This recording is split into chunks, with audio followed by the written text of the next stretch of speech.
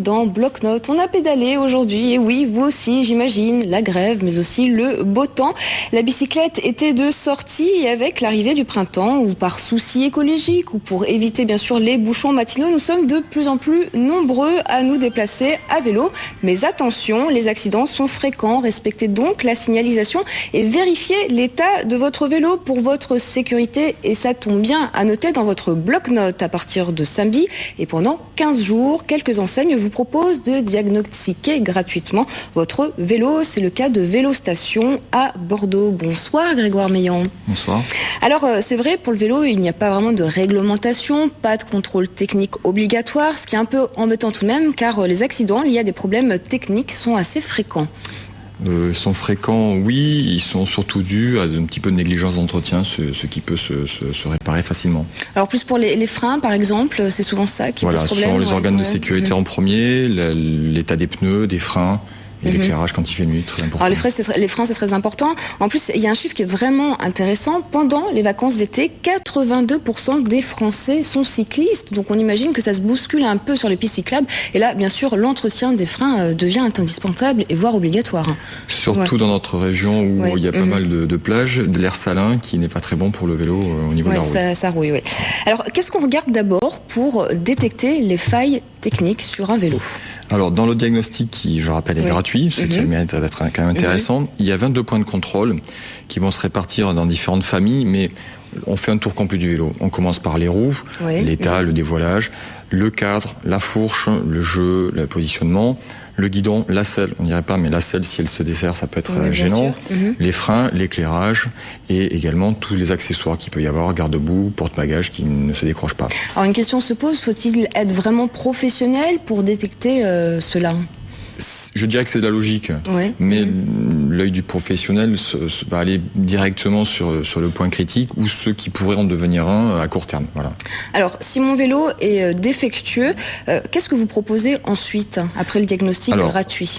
Le diagnostic, c'est l'établissement d'une fiche sur les 22 points, en précisant l'état, s'il y a besoin d'intervenir ou pas. Il n'y a strictement aucune obligation ni commerciale, ni réglementaire à l'heure actuelle sur les contrôles techniques de vélo. On propose bien entendu une remise en état. Le client qui n'est pas un client à ce moment-là peut repartir avec son vélo, il n'y a aucune obligation, il peut faire les travaux lui-même ou les faire par un autre professionnel.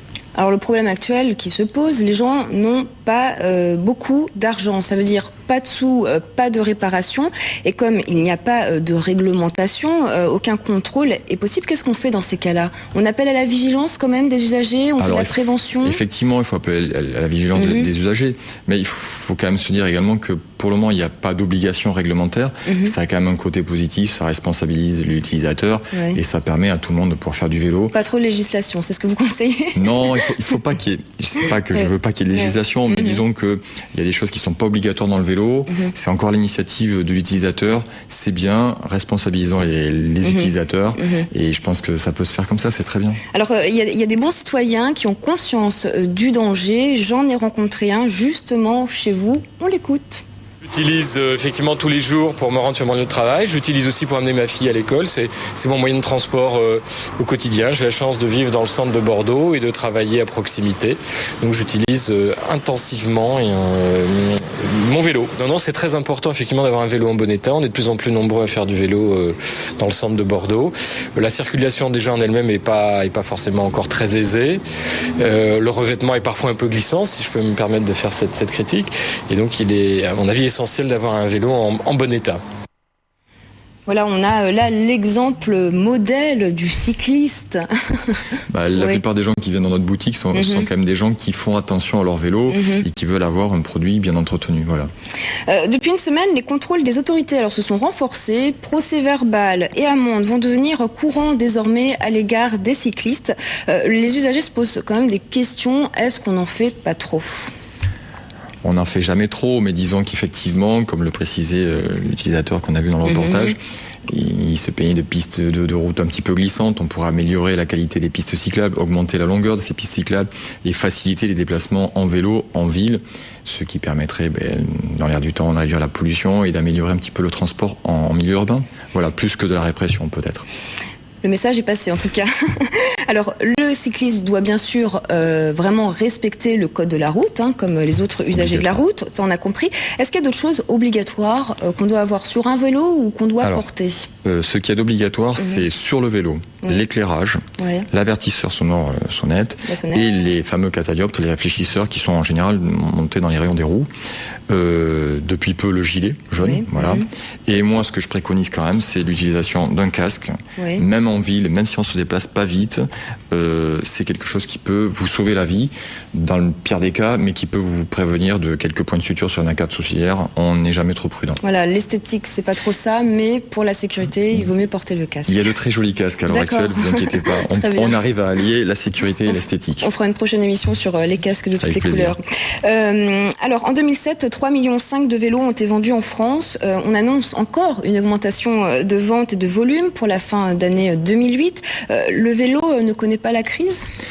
Le vélo connaît peut-être pas la crise autant que d'autres activités. Il y a quand même un petit ralentissement dans la vente, dans le milieu du vélo. Mais le vélo a encore ce côté un peu passion où les gens se font plaisir et c'est une activité également de loisir.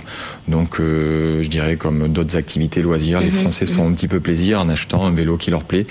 Donc effectivement, peut-être un petit peu moins d'impact que sur d'autres types d'activités, effectivement. Voilà, les Français consomment beaucoup de vélos, on le disait tout à l'heure pendant les vacances.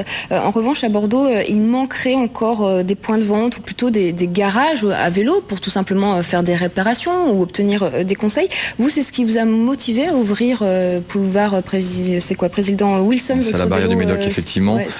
C'est pas la motivation à première vue, quoi. C'est parce que je suis un peu un passionné de vélo, que je suis pratiquant vététiste et urbain et que voilà, ça me plaisait de diversifier, de faire autre chose.